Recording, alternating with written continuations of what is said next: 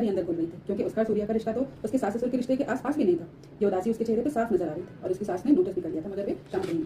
अगली सुबह सूर्या ऑफिस जा चुका था और रमन जी भी मॉर्निंग वॉक से लौटे नहीं थे। नीरा जी को ये समय सही लगा अपनी बहू से बात करने के लिए और उसकी उदासी की वजह जानने के लिए। भूमि, जरा इधर आना बेटा, बैठो तो मेरे पास। नीरा जी ने प्यार से बहू को आवाज दी।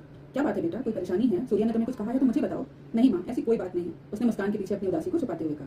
तुम्हारी आंखें तो कुछ और ही कह रही हैं, तुम माँ से नहीं छुपा सकती। नीरा जी ने भूमि को गले लगाते हुए कहा तो भूमि फूट फूट कर रोई।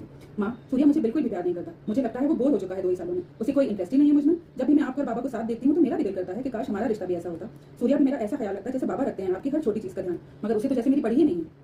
अरे पागल लड़की, पहले ये रोना बंद करो, नीरा जी ने भूमि के आंसू पूछते हुए कहा। सूर्या सिर्फ तुम्हें ही प्यार करता है और मैं जानती हूँ कि वो उम्र भर तुम्हारे साथ निभाएगा। ये सच है कि वो अपने बाबा जैसा नहीं है, अपनी भावनाएं व्यक्त करना उसे नहीं आता है, वो तो बचपन से ही ऐसा है, खामोश और थोड़ा इंट्रोवर्ट। पर इसका मतलब ये हरगिज नहीं है कि वो एक बुरा पति है या बुरा बेटा है, वो अच्छा है, बस थोड़ा अलग है। मगर माँ, मेरी किस्मत आप जैसी तो कभी नहीं हो सकती ना, मैं कभी आप जितनी लकी नहीं होंगी, भूमि ने कहा। हाँ, मैं लकी हूँ, मगर उतना भी नहीं जितना तुम्हें दिखता है। नीरा जी जैसे कहीं खो सी गई। माँ, भूमि ने चिंतित होकर आवाज दी। रमन का हावी हो जाने वाला प्यार, उसकी पॉजेसिवनेस, हद से ज्यादा प्रोटेक्टिव होना, वो साय की तरह साथ साथ रहना, नीरा जी के चेहरे के भाव आज कुछ अलग ही थे। जानती हो भूमि, मैं अपने पैरों पर खड़ी होना चाहती थी, टीचर बनना चाहती थी, मेरा सपना था, मगर रमन नहीं चाहते थे कि मैं नौकरी करूं। मैं अपनी अलग पहचान बनाना चाहती थी, मगर रमन का मन को मनाना बहुत मुश्किल था। मुझे हमेशा से ही हल्के रंग पसंद थे, मैं अपने बाल कटवाना चाहती थी, मुझे हाई हील्स में कंफर्टेबल नहीं लगता था, मैं पंजाबी जूतियां पसंद करती थी। मगर अब मैं ये सब कुछ तो जैसे भूल चुकी हूँ, क्योंकि रमन को मुझ पर ब्राइट कलर्स अच्छे लगते हैं, उन्हें मेरे लंबे बाल पसंद है, मेरा हील्स पहनना पसंद है। मैं कभी उन्हें बता ही नहीं पाई कि मुझे गुलाब से ज्यादा मोगरा पसंद है, कभी कह ही नहीं पाई कि जलेबी बहुत मीठी होती है, मैं तो रसमलाई खाऊंगी। हम बहुत बार पहाड़ों पे घूमने गए, मगर कभी भी समंदर नहीं देख पाई जो मैं हमेशा से देखना चाहती थी, क्योंकि कभी बोल ही नहीं सकी। रमन घर पे हो या पब्लिक में, उनका बिहेवियर अक्सर मुझे अटपटा सा भी लगता है, मैं कई बार एम्बैरेस हो जाती हूँ लोगों के सामने, मगर वो ऐसे ही हैं और बहुत अच्छे हैं। मैं भाग्यशाली हूँ कि मुझे रमन जैसा पति मिला है जो बहुत कम पाया जाता है, बहुत कम लोगों के नसीब में होता है, जो मुझ पर जान छिड़कता है, मगर फिर भी एक कमी सी लगती है। कभी कभी मैं अपनी प्राइवेसी को थोड़ा मिस करती हूँ, अपने आप को मिस करती हूँ, अपने खुद के साथ को मिस करती हूँ।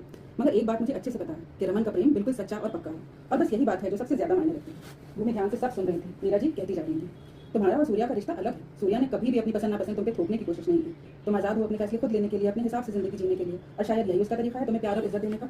हर जोड़ा अपने आप में अलग होता है और एक की तुलना दूसरे से करना नादानी होगी।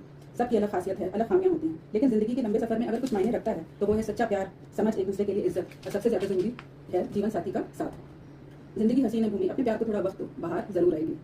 भूमि नीरा जी की बातों से बहुत सुकून में आ चुकी थी, उसकी उदासी दूर हो चुकी थी। तुम दोनों आज शाम को मूवी देखने क्यों नहीं जाते? नीरा जी ने कहा तो भूमि ने सूर्या को फटाफट कॉल करके पूछ लिया और वो मान भी गए। भूमि ने जब पूछा कि कौन सी मूवी देखें तो सूर्या का जवाब वही था जो कि एक्सपेक्टेड था, जो तुम कहो।